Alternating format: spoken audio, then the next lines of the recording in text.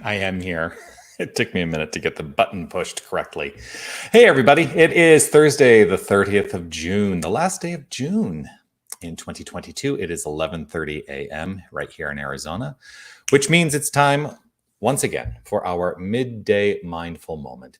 I'm Reverend Jonathan Zenz, the minister here at Unity of Tucson, and this is the opportunity we take to engage together in some spiritual practice. And I choose to do this every day to remain consistent in the practice, because when we are consistent in our spiritual practice, well, life just gets better all around. So let's make that life better together. Whether you're watching live or on the replay, I would love for you to post a comment and let me know that you are here, and always grateful to share this time with you. I will, of course, offer this reminder as I do, which is to say, you are love, you are light, you are life. You are magnificent. And I'm so grateful that you shine your light and share your magnificence with the world. Keep doing that. Sherry, hello, beautiful being. Right back at you. Love each and every one of you. Yes, yes, yes. Aloha from Patrick and Rita Andriello Farron. Grateful to see you, and aloha right back. Mahalo for being here with me this morning. Morning for both of us. It's still morning. It's like 8:30 there for you. Hi, Sue. Grateful to see you. Happy afternoon to you. And I do have, what am I going through today? If I'm going to be totally honest, and why would I be anything? Oh, Loya, grateful to see you.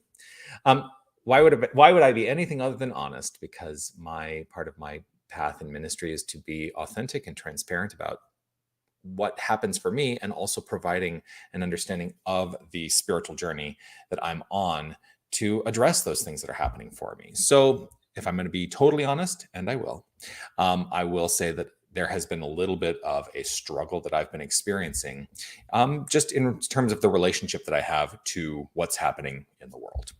Anyone else feeling that?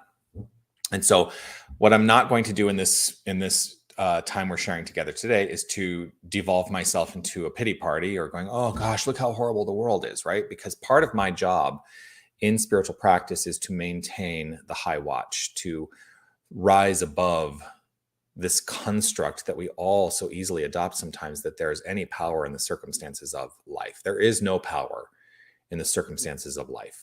Why do I know that? Well, what we teach in New Thought is that the circumstances are the constructs of our thoughts and our beliefs and our feelings. And so all of that out there is the flow that begins with this right here. So if I'm not happy with that out there, I don't need to try to coerce or manipulate or change the stuff out there. I love sometimes doing that with my hands. The stuff out there, what is mine to do is to work on changing that which is right here. And so while I experience challenging circumstances, it is not about changing the circumstances. It is about changing my relationship to those circumstances. So one of the things that's coming up is there's a lot of what I will call competition that seems to be bubbling up in our society, in our culture, especially in the United States, and so it's like we've got a lot of people butting heads, and we've got a lot of different ideas, and everybody's fighting with each other. And it made me think of the question that I put into the description today, which is there room for all? Is there room for all? And as challenged as I am by some of the rhetoric that I hear, I have to remind myself there is room for all. Now, when we take that a step further, I ask myself, or if I can affirm that there is room for all, then I have to ask myself, does that mean I am required to accept all the opinions of everyone else for myself? The answer to that, of course, is no. The answer to that is no. And so that is a point of view that allows me to begin to truly shift my mind and my heart in the direction of understanding what it truly means for there to be room for all, which means love only. Love only. That's it. Love only. Within that love, it is still okay to reject any behavior that is demeaning, that sets up hierarchical constructs or contributes in any way to phobias or isms. If I'm in that place of love only, and that is the work that I do and the work I invite us all to do, if I'm in that place of love only, then it deepens me into a spiritual understanding that all of the stuff that we're experiencing, first of all, it's all temporary because it's all made up. And so let's make up something different collectively. But also, it allows me to remember that I can change my mind. That spiritual understanding is rooted in knowing who I am. And so there we are, deepening into remembering who I am. And when I remember who I am, I can only ever understand that about other people and all creation. And that becomes the great equalizer. For when I know that I am God, and I know that you are God, even if we are in disagreement, that is an equalizer. It eliminates for me isms, phobias, homophobia, sexism, misogyny, because I cannot understand myself as a part of the unified wholeness by thinking that I'm somehow separate or that you are somehow separate. So is there room for all? Yeah, of course. Because if there isn't room for all, then that means that I can be separate from the allness. So I hold firm in my resolve to know that there is room for all, which does not mean I need to accept the expression and experience of anything that tries to divide. And that's really the key. There is room for all, but the degree to which we try to divide ourselves is the way we continue to experience challenge in this thing called life. So what will we do today? That's really the step. That's the spiritual practice. What will we do today? How will we contribute to the collective wholeness in a constructive and evolutionary way? How will we participate in that today? Not through fighting, but through spiritual understanding. I can't tell you what the answer is. Everybody sometimes thinks that the minister has all the answers. We don't always have all the answers. But I invite us all to search our hearts to that which is more loving, more understanding, and more in alignment with knowing who we are fundamentally and recognizing that in all creation. So that's the message today. If you are open and willing to join me in some affirmative prayer treatment, I invite you to relax right where you are. If it's safe and comfortable for you to close your eyes in this time, as I choose to do myself, I invite you to do so or leave them open. Whatever is right for you is right for you.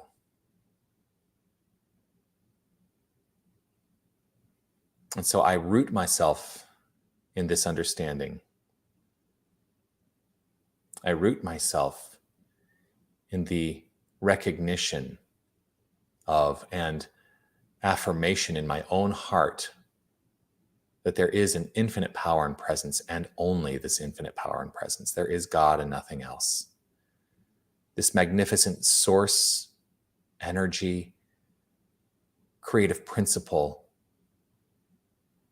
is the construct from which all things spring forth, and all things that exist in the realm of form are creative energy, and there is no separation.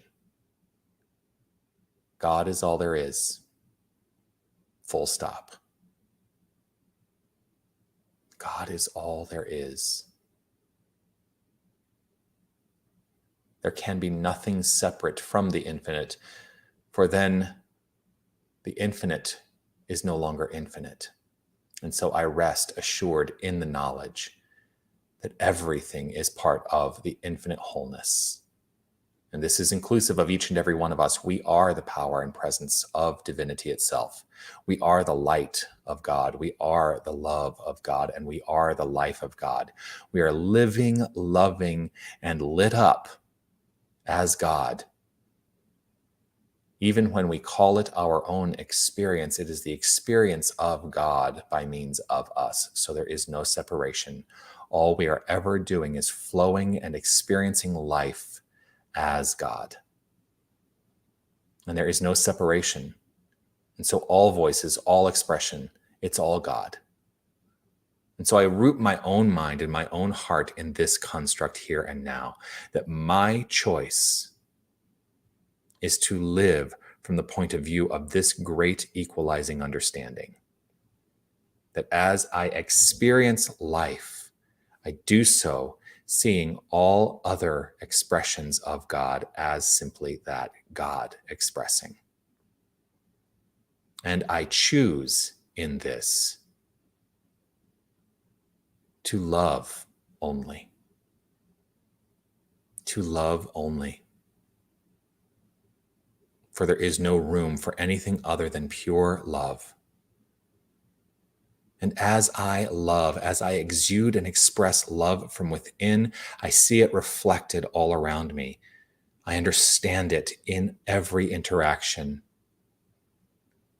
And I trust and know that I am the point of view, I am the point at which love expressed expands, and there is an alignment, a global alignment in love.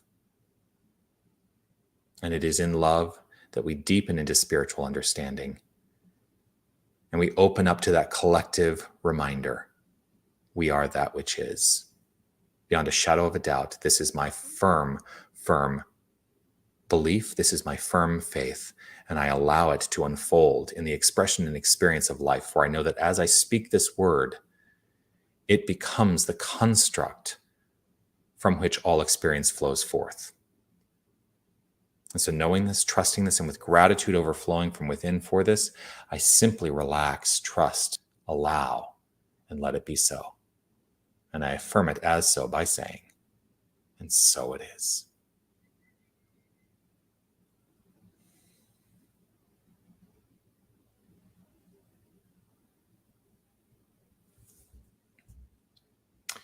And so it is.